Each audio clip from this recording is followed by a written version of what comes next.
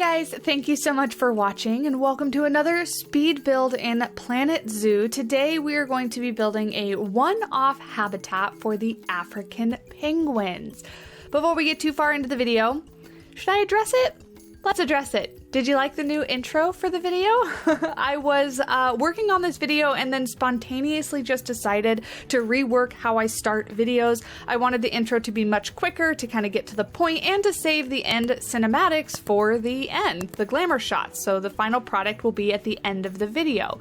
Let me know what you think. I am pretty proud of it, very happy with it. It's very simple, but it gets the job done, which is kind of what I want this whole channel to be about. No like over-the-top frilly stuff, no dramatic intros and whatnot. So just pretty simple, but I wanted to add the banana in there, which has slowly become our, actually I shouldn't say slowly, quickly become our mascot of the channel. So now it is much more on brand, much more matching with the rest of the channel artwork. So hopefully you guys enjoy that, but I thought I'd address it since many of you that are familiar with the channel will have noticed that right off the bat. But what we're getting started with today is the lifeguard chair. So I'm working off of a reference picture as always, and I saw this picture and it had a little lifeguard stand and then the cutest little penguin house, and I loved it so much instantly. But this wouldn't have fit into any of my other projects, so I decided to build again just as a one-off build so that I didn't have to worry about incorporating it into any of my current projects like Sakura Zoo or Mayberry Park. I just wanted to be able to build because as of right now I wouldn't say I'm struggling with inspiration, I'm just struggling with inspiration when it comes to matching habitats with my different projects, and I find it much more freeing in order to just build what I feel like building when I feel like building it than having to worry about coming up with a plan and a design that will fit in with an already like halfway done project or started project. So that's kind of why we did the African restaurant, the lion habitat, and now the African penguin habitat, and then we're going to jump back over hopefully next to a hyena habitat to finish off that kind of restaurant lion habitat thing project that I started. Now what we're working on here to start with, or I guess after the lifeguard habitat, the lifeguard stand, is what would have been the little house for the penguins. You can see I started with the aquatic rock because I know for a fact the penguins can fit through that little arch. So my original plan was to make this actually usable. And then I decided for as small as I wanted it to be, I really didn't want to deal with individual wood planks. I wanted to be able to use this wood wall piece, and so it was gonna drive me nuts. So I just decided to make it completely just for aesthetics. So there's little doors, you know, you could potentially open them up and the penguins can go in there. Again, this is a one-off build. It is in sandbox, so the actual way the animals use the habitat is not that important. But I loved the color of this little house. It was a little yellow and blue house, pretty much just like this. I make a little bit of a creative decision and add a little bit of detail to the roof because in the picture it was, I believe, just like a one-sided slanted roof, but I decided to make it like a two-sided pitched roof, but then with a little bit of like a second story or a little bit off the top, however you want to describe it. You'll see it here in a minute once I'm done building this part. You can see there's like an open rectangle in the middle, and I was like, what if we just put like a little second story on there, just like a little extra detail. So this little house, as well as the lifeguard stand, and then potentially like the swimming pool and stuff like that. I've been trying to decide to put it on the workshop or not. Habitats like this are extremely hard to make work for the workshop. in that whenever you use any sort of terrain or anything like that, I can run a null barrier around it and upload it as a habitat. But sometimes when you put it down, it gets a little wonky with the water levels not being right, and then not being able to put the paths where they should go, because in this one we're using elevated paths and I'm not following a grid system or anything like that. And I just feel like if I have habitats like that and they're just going to be a pain where people can't figure out how to make them work, that's more frustrating for people than having the habitat, or than not having the habitat. So let me know what you think. I might, like I said, put the little lifeguard tower and then just the little house up, because those are very easy things to just click and place and have in your zoos. But yeah, let me know what you think. Moving on here, just making a little bit of the water area for them. So being penguins, they obviously need lots of room to swim. And then this is where I'm struggling with scaling a little bit. I originally started off making this pool this big, as you're seeing it here, and it shrinks by about half, because I'm trying to remind myself this was meant to be one of those little habitats that you would see just kind of off to the side as you were walking around the zoo, and it wouldn't be like a huge big staple habitat. And I wanted the guests to feel like they were getting close enough to the penguins in order to see them very clearly, because they're small little penguins, and you know, when you put them in the habitat, they look small, and I didn't want them to be like dwarfed by this massive habitat.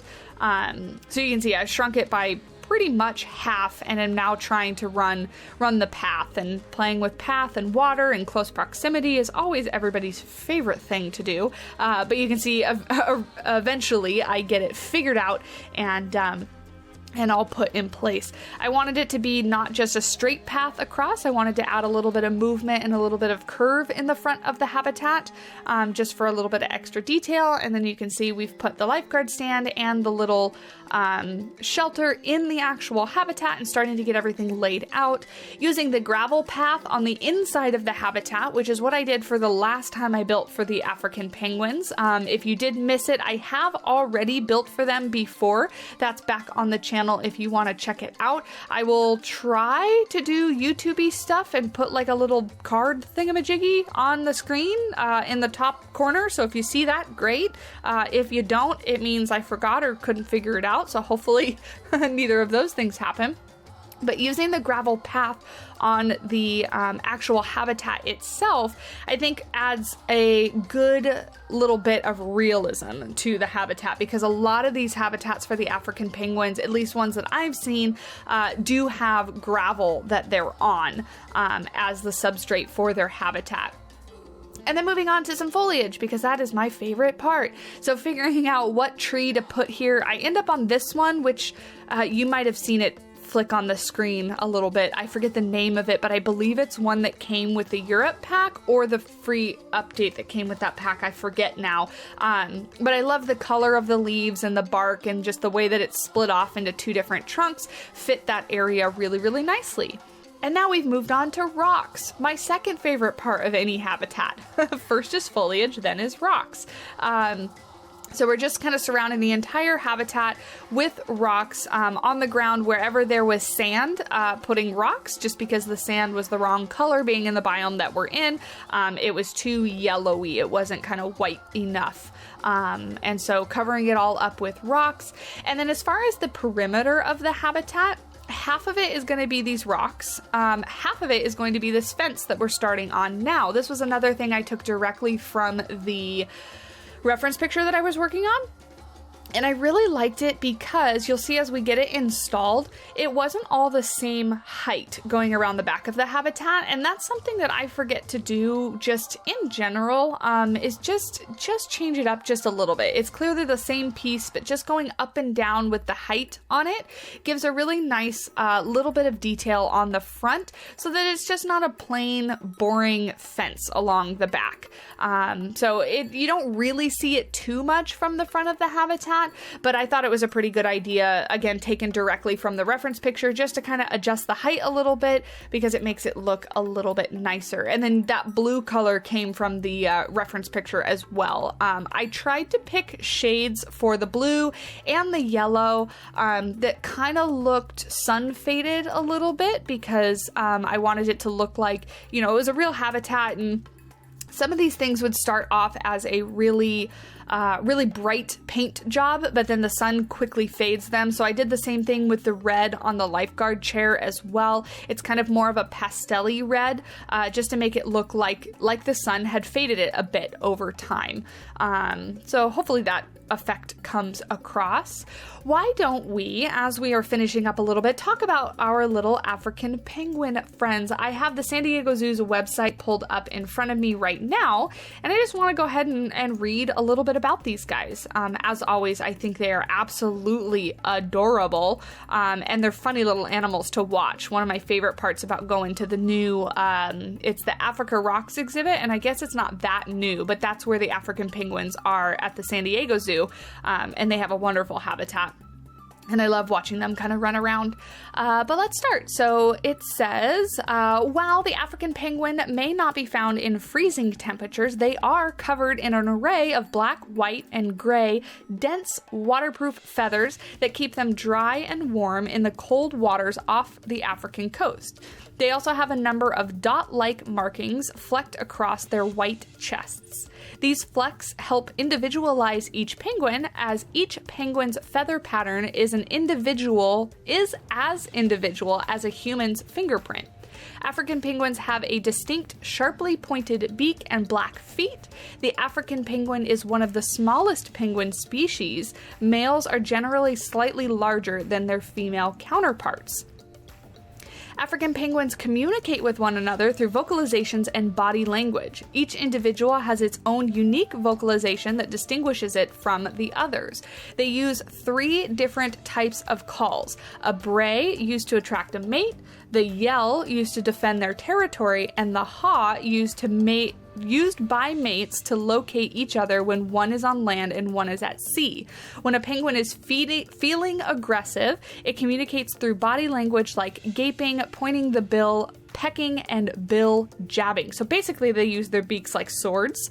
I think that's hilarious.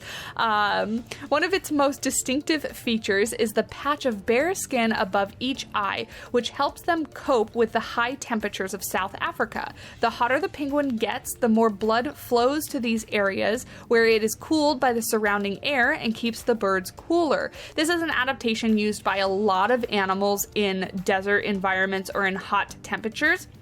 Because in desert environments or hot temperatures, it'll get really cold at night and then really hot in the daytime, and they need to be able to acclimate to both of those different temperatures. So like rabbits use this because their ears have far less fur on their ears, and they're very vascular, so the blood gets pumped out to their ears where it is really close to the surface, and it's able to dissipate that heat through their ears. And then when they get colder, they just kind of constrict those vessels, keep the blood out of their ears, or more out of their ears, and it keeps it in their body where it's much warmer. So that is what the penguins use their little bare spot above their eyes for, which is very cool.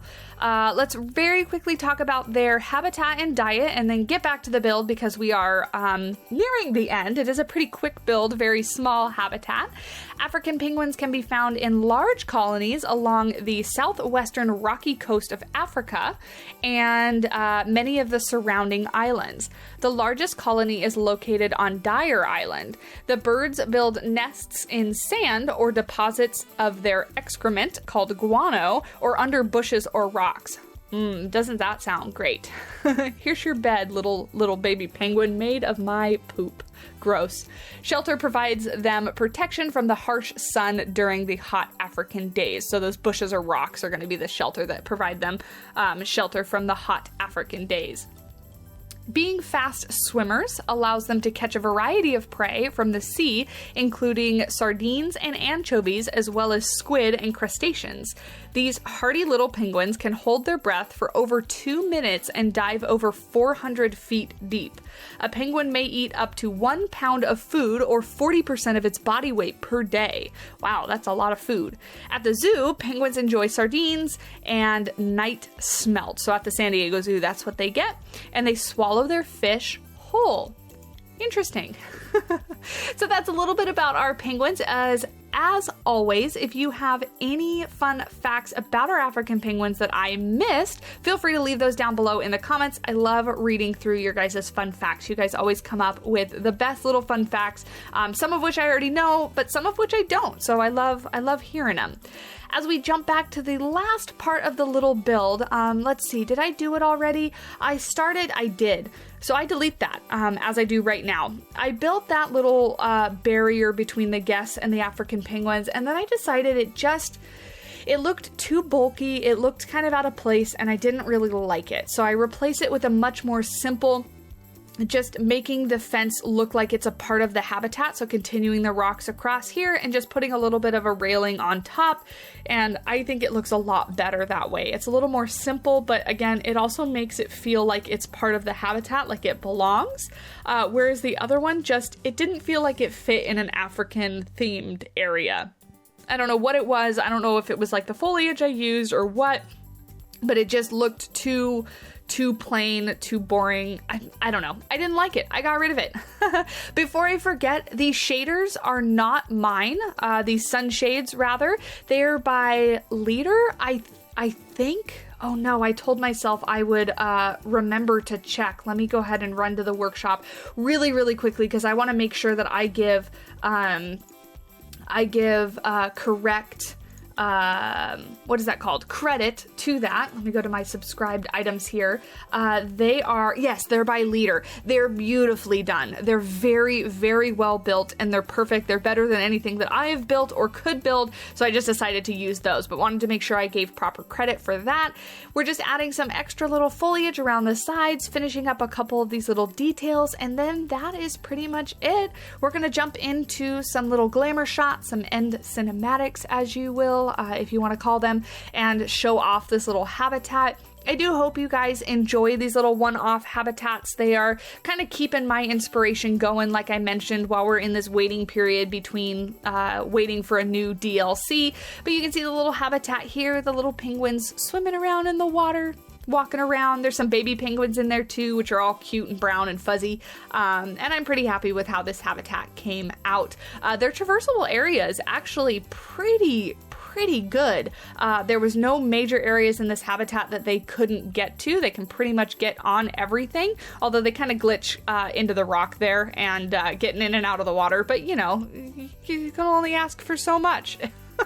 They either don't walk on anything or they walk into things and walk on everything. So there you go.